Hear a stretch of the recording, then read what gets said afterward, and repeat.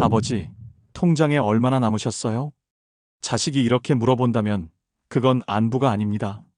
상속에 대한 궁금함입니다. 75세 김모 씨는 오랜만에 방문한 아들 집 주방에서 혼자 저녁을 먹었습니다. 며느리는 얼굴만 비추고 방에서 나오지 않았고 손주는 할아버지와 눈도 마주치지 않았습니다. 평생 자식 뒷바라지하며 모은 돈 3억 원을 5년 전 아들 집 장만에 다 써버린 후부터였습니다. 이제 김 씨에게 남은 건 연금 40만 원과 30년이 넘은 보증금 1,500만 원의 허름한 반지하 월세방 하나뿐입니다. 그리고 어쩌다 방문한 아들 집에서 며느리 눈치를 보며 살고 있습니다. 여러분은 자식을 위해 얼마나 희생하고 계십니까? 대한민국 65세 이상 어르신 절반 이상이 자식에게 다 주고 정작 본인은 가난하게 살고 있습니다. 효도는 당연하다고요? 오늘 그 착각을 완전히 깨드리겠습니다. 이 영상이 여러분 주변 분들에게도 꼭 필요한 이유는 누구나 겪을 노후 문제이기 때문입니다. 좋아요와 구독은 이런 중요한 정보가 더 많은 어르신들께 전달되도록 돕는 유일한 방법입니다. 반드시 끝까지 보셔야 후회하지 않습니다. 그럼 지금부터 여러분의 노후를 지킬 5가지 냉정한 진실을 낱낱이 파헤쳐 보겠습니다. 여러분, 오늘은 많은 분들이 불편해하시지만 반드시 알아야 할 이야기를 꺼내려 합니다. 바로 노년의 부모-자식 관계에서 불편하지만 냉정한 진실에 대한 이야기입니다. 첫 번째, 자식의 효도는 상속을 생각한 투자입니다. 평생을 자식 키우느라 허리가 휘도록 일하셨습니다. 새벽같이 일어나 밥 짓고 학원비 벌려고 밤늦게까지 일하셨습니다. 대학 등록금 마련하느라 적금 깨고 결혼 자금 대느라 집까지 팔았습니다. 손주 봐달라면 무릎이 아파도 업고 달랬습니다. 그렇게 수십 년을 자식을 위해 살아오셨습니다. 그런데 정작 나이가 들고 나니 어떻습니까? 자식들의 전화는 점점 뜸해집니다. 명절에나 한 번씩 얼굴 보기도 어렵습니다. 생일이 지나도 연락 한 통 없습니다. 아프다고 하면 바쁘다는 대답만 돌아옵니다. 왜 그럴까요? 여기서 잔인한 진실을 말씀드려야겠습니다. 자식의 효도는 피부치라는 정 때문이 아닙니다. 통장 잔고에 달려 있습니다. 이 말이 야박하게 들리시겠지만 현실은 더 냉혹합니다. 돈 없는 부모님은 자식에게 부담이고 짐입니다. 그러나 재산이 있는 부모님은 앞으로 상속받을 소중한 자산입니다. 실제로 있었던 한 가정의 이야기입니다. 형제가 둘이 있었는데 형은 평생 자식들 뒷바라지에 모든 걸 쏟아부었습니다. 대학 보내고 결혼시키고 집 장만 도와주고 손주들 용돈까지 다 챙겨줬습니다. 그렇게 다 써주고 나니 노후 자금이 거의 없었습니다. 월세 30만 원짜리 방에서 국민연금 40만 원으로 근근히 살았습니다. 반면 동생은 자식들 대학까지만 책임지고 은퇴 후에도 부동산과 예금으로 수억 원의 재산을 가지고 있었습니다. 그런데 신기한 일이 벌어졌습니다. 형의 자녀들은 바쁘다는 핑계로 몇 달에 한 번도 연락이 없었습니다. 명절에도 얼굴 보기 어려웠습니다. 아프다고 해도 병원비 보내줄 형편이 안 된다며 돈 얘기만 나오면 전화를 끊어버렸습니다. 반면 동생의 자녀들은 일주일에 한 번씩 꼬박꼬박 찾아왔습니다. 맛있는 음식을 사들고 왔고 병원 갈 때마다 차로 모셔다 드렸습니다. 같은 가문입니다. 같은 방식으로 키운 자식들입니다. 그런데 이렇게 다릅니다. 여기서 중요한 건 자식의 인성이 나쁘다는 게 아닙니다. 인간의 본능입니다. 사람은 누구나 이익이 있는 곳으로 움직입니다. 돈이 있는 곳에 관심이 가고 혜택이 있는 곳에 발걸음이 향합니다. 효도는 없습니다. 투자입니다. 자식들은 여러분께 잘해드리는 게 아니라 앞으로 받을 상속에 투자하는 겁니다. 이 진실을 받아들이셔야 합니다. 그래야 노년에 현명하게 재산을 지키고 자식들과의 관계에서도 주도권을 잃지 않으십니다. 살아있을 때 재산 카드를 꼭 쥐고 계십시오. 아파트 명의를 미리 넘기거나 돈을 다 써버리는 순간 여러분의 말은 힘을 잃습니다. 그것만이 여러분의 말에 무게를 실어주고 자식들이 여러분을 존중하게 만드는 유일한 방법입니다. 돈이 전부는 아니지만 노년의 돈은 여러분의 존엄과 자유를 지키는 가장 확실한 방패입니다. 두 번째, 돈이 없으면 자식 집에 얹혀 살며 평생 눈치를 보게 됩니다. 많은 어르신들이 나이가 들면 혼자 사는 게 외롭고 힘들다고 생각하십니다. 그래서 자식 집에 들어가면 편하게 살 수 있을 거라 기대하십니다.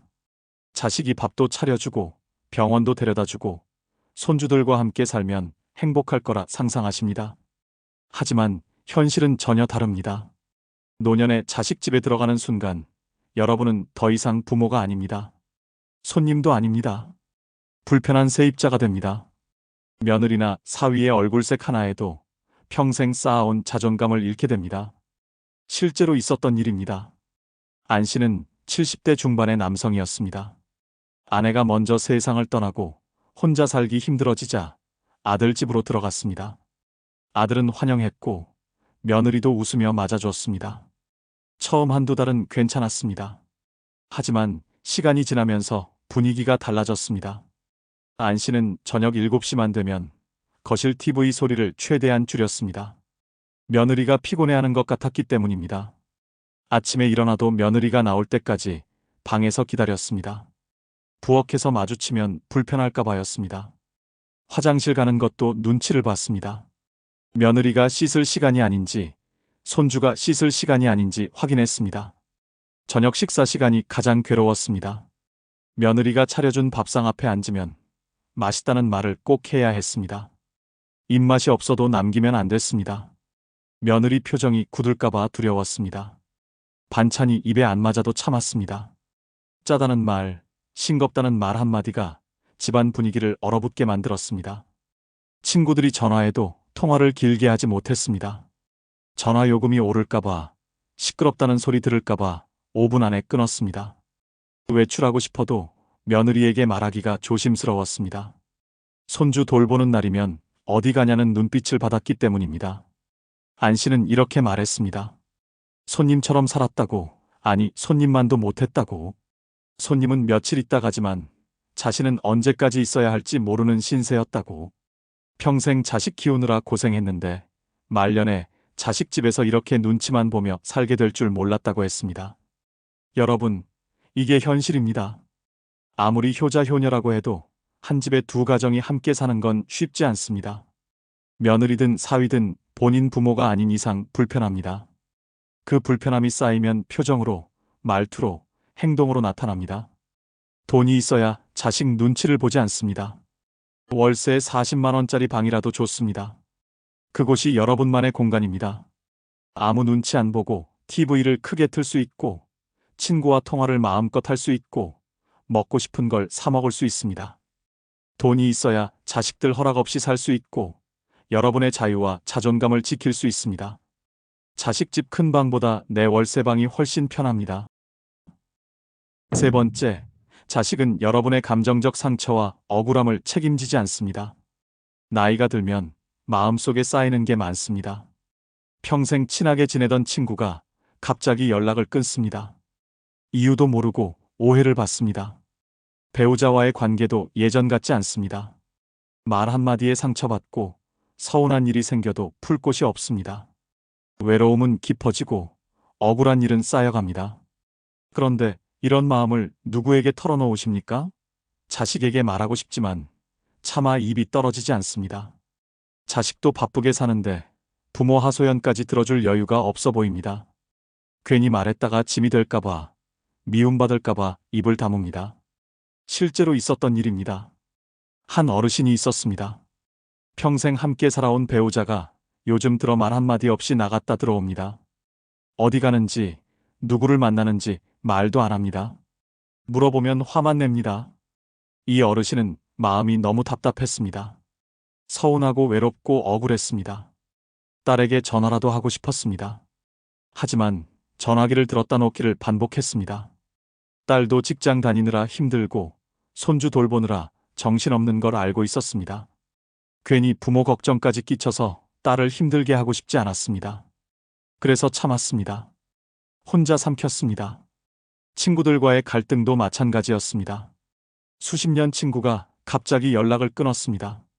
무슨 일인지 물어보고 싶어도 먼저 연락하기가 자존심 상했습니다. 혹시 자신이 잘못한 게 있나 싶어 밤새 뒤척였습니다. 이런 이야기를 자식에게 하면 어떻게 될까요? 그냥 넘어가라는 말, 나이 들면 다 그렇다는 말만 돌아올 겁니다. 이 어르신은 그렇게 몇 달을 혼자 소갈이했습니다. 밥맛이 없어지고 잠도 제대로 못 잤습니다. 가슴이 답답하고 한숨만 나왔습니다. 병원에 갔더니 우울증이라고 했습니다. 스트레스로 인한 위염도 생겼습니다. 여러분, 감정을 억누르면 병이 됩니다. 속상한 마음, 억울한 감정, 외로움을 삼키고 또 삼키면 몸이 망가집니다. 그런데 자식은 여러분의 이런 감정을 책임지지 않습니다. 들어주지도 않고 들어줘도 해결해주지 못합니다. 오히려 부담스러워합니다. 돈이 있으면 다릅니다. 마음이 답답할 때 상담센터를 찾아갈 수 있습니다. 전문가에게 속마음을 털어놓고 위로받을 수 있습니다. 친구와 갈등이 생기면 여행이라도 떠나서 기분 전환을 할 수 있습니다. 배우자 문제로 스트레스 받으면 혼자만의 시간을 가질 여유가 생깁니다. 돈이 있어야 자식에게 괜찮다고 거짓말할 필요가 없습니다. 실제로 괜찮아질 방법이 있기 때문입니다. 돈으로 내 마음의 평온을 지키는데 투자하는 것이 감정에 휘둘리지 않는 유일한 길입니다. 자식에게 의지하지 말고 돈으로 여러분의 마음을 스스로 돌보십시오. 그것이 건강하게 오래 사는 비결입니다. 네 번째, 돈이 없으면 자식의 가정을 파탄내는 짐이 됩니다. 나이가 들면 건강이 나빠집니다. 이건 누구도 피할 수 없는 현실입니다. 무릎이 아파 걷기 힘들고 당뇨로 매일 약을 먹고 심하면 중풍이나 치매가 옵니다. 혼자서는 화장실도 가기 힘든 상황이 옵니다. 이때 여러분에게 경제력이 없다면 어떻게 될까요? 모든 짐이 자식에게 갑니다. 간병비, 병원비, 요양비가 전부 자식의 몫이 됩니다. 자식의 가정이 무너지기 시작합니다. 실제로 있었던 일입니다. 한 남성이 있었습니다. 이분은 75세에 뇌졸중으로 쓰러졌습니다. 반신마비가 왔고 말도 제대로 못하게 됐습니다. 혼자서는 아무것도 할 수 없었습니다. 문제는 이 어르신에게 노후자금이 없었다는 겁니다. 국민연금 40만 원이 전부였습니다. 아들이 모든 걸 떠안았습니다. 요양병원비가 한 달에 200만 원이 넘었습니다. 아들은 직장을 그만둘 수밖에 없었습니다. 낮에는 병원에서 아버지를 돌보고 밤에는 야간 아르바이트를 했습니다. 아내는 견디다 못해 이혼을 요구했습니다. 시아버지 병수발 때문에 자기 인생이 없다고 했습니다. 아들의 중학생 딸은 학원을 끊었습니다. 대학 갈 등록금도 없어 보였습니다. 가족여행은 꿈도 못 꿨습니다. 집안은 늘 우울했고 싸움이 끊이지 않았습니다. 아들은 아버지를 원망했습니다. 왜 노후 준비를 안 하셨냐고, 왜 자신의 인생까지 망치시냐고 속으로 울분을 삼켰습니다. 이게 끝이 아닙니다. 아버지는 5년을 더 사셨습니다.